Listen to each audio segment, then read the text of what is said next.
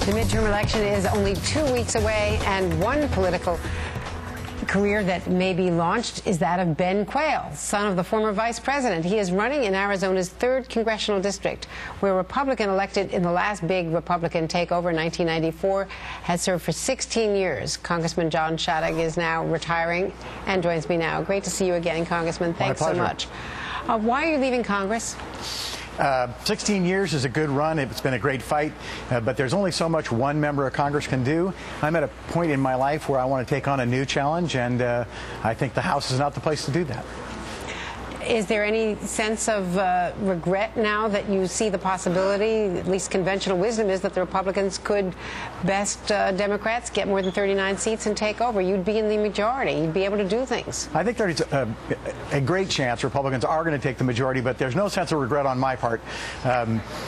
There's lots of struggle inside the House. I think it's time for a younger generation. Ben Quayle can take over my job, and I can carry the fight on in a different arena.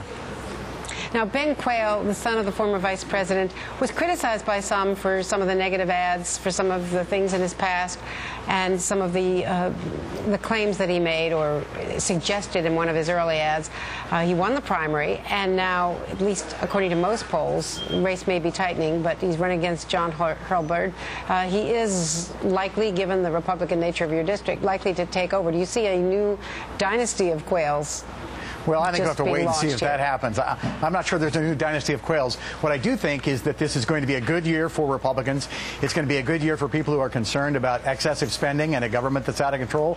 For that matter, a government that's not listening very carefully to the people. And so I think that will carry Mr. Quayle to victory. I think his opponent is not running a very shrewd campaign. I want to ask you about your fellow Arizonan, John McCain, because some have suggested, certainly Todd Purdom in his Vanity Fair piece, there were suggestions even from his loving daughter last night with Rachel Maddow that she disagrees with his position on Don't Ask, Don't Tell, that he would filibuster to prevent a change in the law. And this was John McCain. You've seen it probably. It was his frontal attack on Barbara Boxer. This is what he had to say earlier this week. Barbara Boxer is the most bitterly partisan, most anti-defense senator in the United States Senate today. I know that because I've had the unpleasant experience of having to serve with her. He went on to even suggest that she was somehow not a patriotic American, that her votes on defense issues somehow put her over the pale. Do you think he's gotten a little bit too tough, a little too partisan? Well, John is a fighter, and you heard the issue, defense.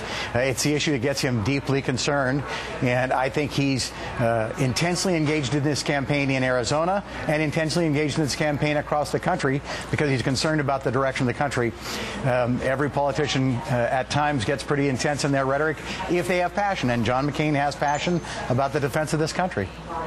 I wanted to ask you about a story in the front page of the Wall Street Journal today, which suggests that there are some in the Republican camp who think that instead of being opposition to everything if they win the majority, that they should actually work with Democrats and try to get something done.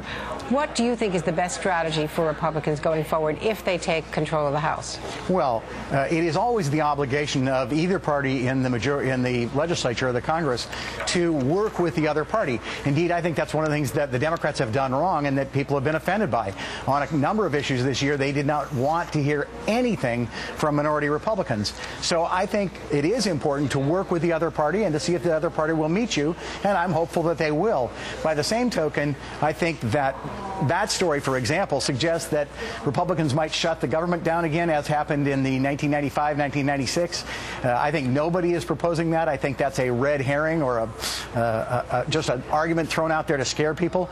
I think what Republicans want to do is to demonstrate that this government can be responsible in the area of spending. We're asking every American to cut back. We think, and I think the majority of Americans think, that means the government needs to cut back and not be so profligate with the people's money. I think we'll find Democrats that are willing to agree with that, and I'm hopeful President Obama will agree as well. John Shadegg, thank you very much, and thanks. We're going to miss you here in Washington. I would gather, though, that you'll be back and forth. I'll be in the fight. Thank you very much, John Shadegg. And coming up in